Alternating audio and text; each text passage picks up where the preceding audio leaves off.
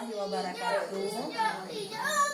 Puji syukur sama-sama kita panjatkan kehadirat Allah Subhanahu wa taala yang telah melimpahkan rahmat dan hidayahnya kepada kita semua, sehingga pada siang hari ini kita bisa berkumpul yaitu dalam rangka pertemuan P2K2 dalam keadaan sehat walafiat.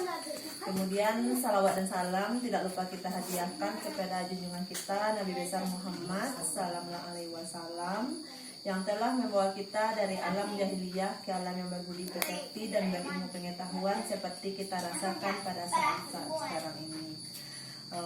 Baiklah, saya mengucapkan terima kasih kepada Ibu Risa dan juga Ibu Pia yang telah meluangkan waktunya untuk hadir kembali pada pertemuan kita P2K2 yang mana ini merupakan pertemuan rutin yang kita laksanakan setiap bulan. Jadi dalam pertemuan ini kita akan melakukan pembahasan terhadap topik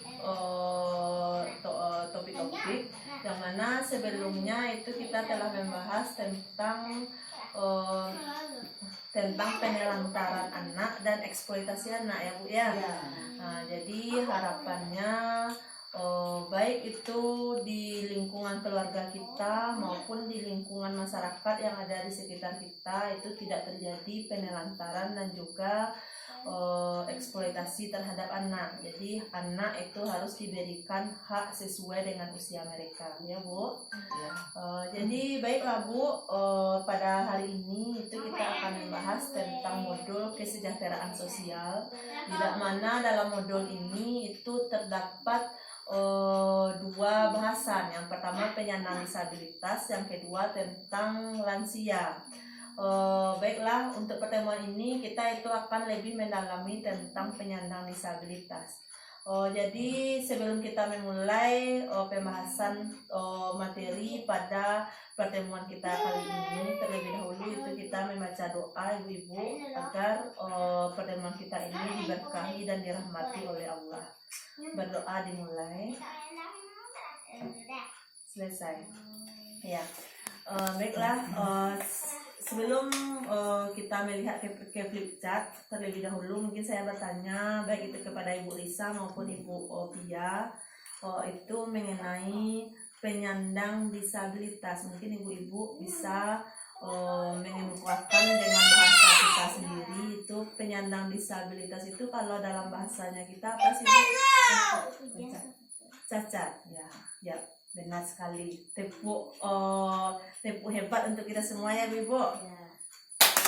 Hebat benar. Ya. Jadi Bu, penyandang disabilitas kalau dalam bahasa kita keseharian itu disebut dengan cacat.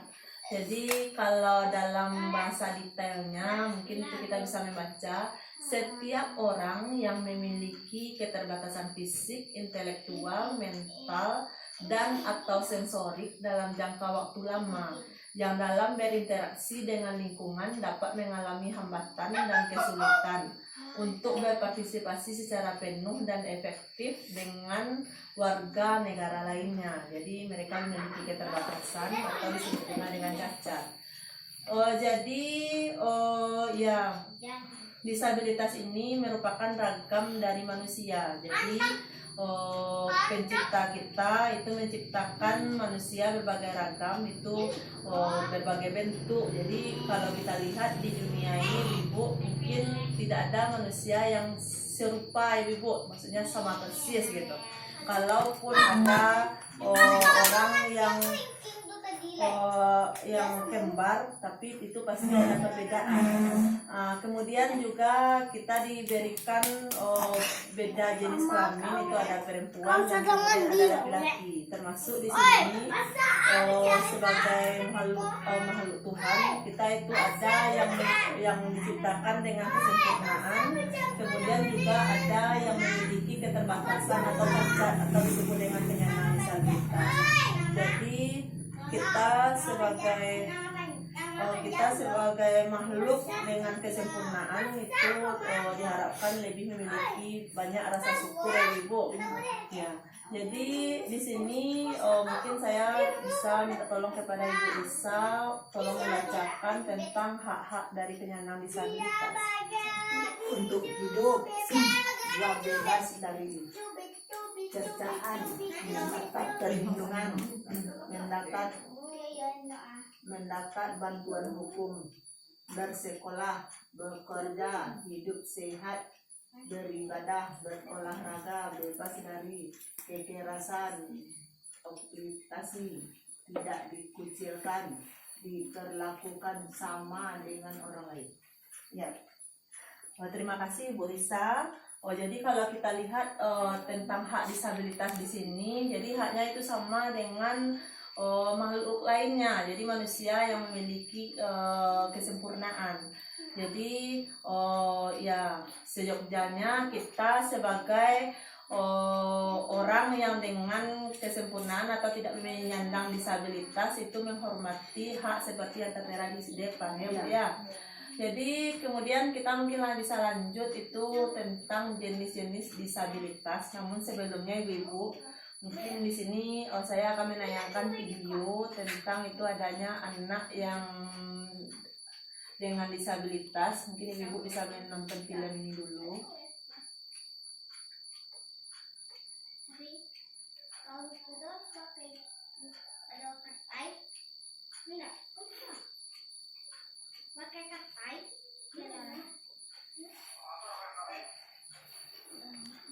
Saat hakim, anak berkebutuhan khusus ini didaulat untuk berdakwah. Menteri yang membidangi masalah perlindungan anak ini terkagum. Meski dilahirkan cacat di kedua tangan dan kelainan pada kakinya, tak terlalu menyurutkan semangat hakim untuk tegar menghadapi derasnya hidup. Anak pertama pasangan Uni Wahyudi dan Siti Kun Farida, warga desa Nanggungan, ini juga tercatat sebagai siswa di SDLB Pacitan. Sejak bayi hingga kini berusia 10 tahun, Hakim sehari-harinya diasuh neneknya di sini karena kedua orang tuanya merantau ke luar Jawa. Berkat didikan neneknya itulah, kini Hakim tumbuh menjadi anak yang soleh dan memiliki pengetahuan bidang agama, sehingga dia pawai berdakwah. Cita-citanya menjadi ustadz inilah yang mendorong dirinya terus menekuni ilmu agama. Prestasinya di bangku sekolah juga membanggakan dengan meraih peringkat 1 di kelasnya. Bahkan kini ia mampu mengoperasikan laptop hanya dengan kaki. Aktivitas belajar lainnya seperti menulis, menggambar, dijalaninya dengan menggunakan kaki. Dalam kesehariannya, Hakim beraktivitas di dalam rumah, seperti nonton TV, sholat, dan mengaji. Bismillahirrahmanirrahim. Assalamualaikum warahmatullahi wabarakatuh. Alhamdulillahirabbil alamin.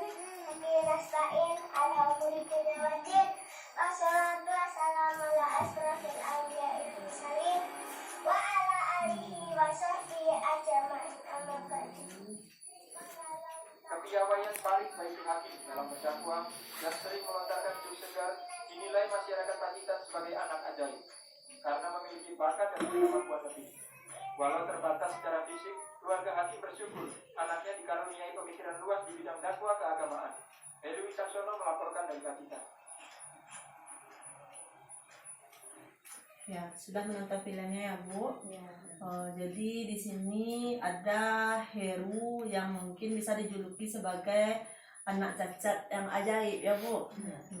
Di mana Heru itu tidak memiliki tangan, tapi tetap bisa belajar sekolah, kemudian sekaligus belajar dakwah ya Bu. Nah, jadi kalau seandainya keluarga dan juga lingkungan memberi kesempatan kepada anak cacat ini untuk tetap belajar, ya insya Allah anak ini pun memiliki prestasi, mungkin bahkan prestasinya itu lebih daripada anak-anak yang tidak memiliki keterbatasan.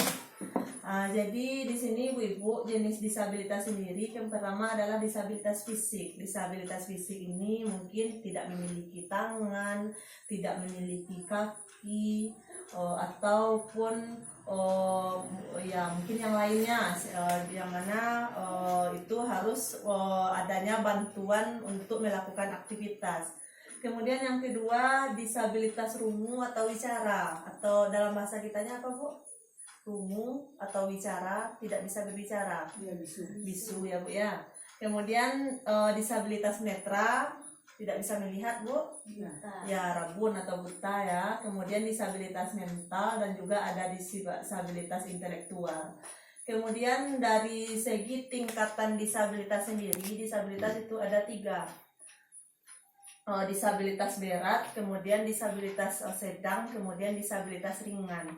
Kalau yang berat berarti penyandang disabilitas yang kedisabilitasannya sudah tidak dapat direhabilitasi atau diperbaiki, tidak dapat melakukan aktivitas kehidupan sehari-hari dalam hidupnya, tergantung dari bantuan orang lain dan tidak mampu menghidupi diri sendiri. Jadi ya bisa jadi dia hanya cuman terbaring, tidak bisa berusaha.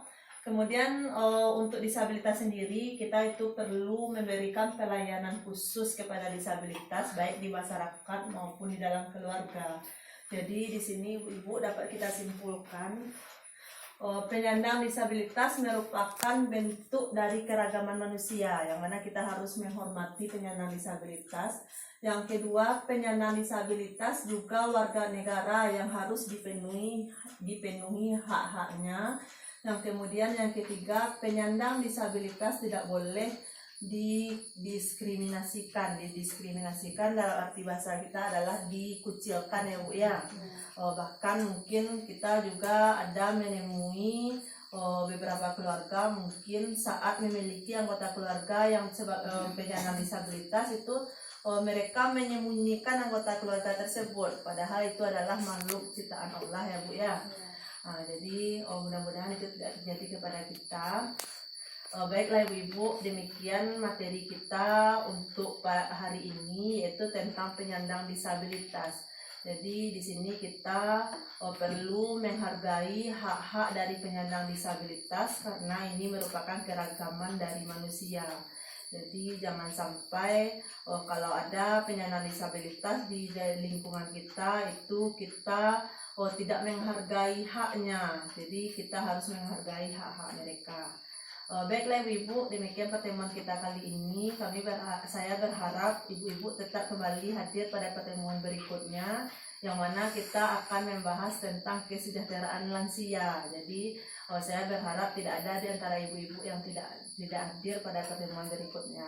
Baiklah Ibu-Ibu, terima kasih atas segala perhatian. Kita mengakhiri pertemuan kali ini dengan mengucapkan Alhamdulillahirabbil alamin. Terima kasih atas segala perhatian. Mohon maaf atas segala kekurangan. Wabillahi taufiq wal hidayah. Assalamualaikum warahmatullahi wabarakatuh.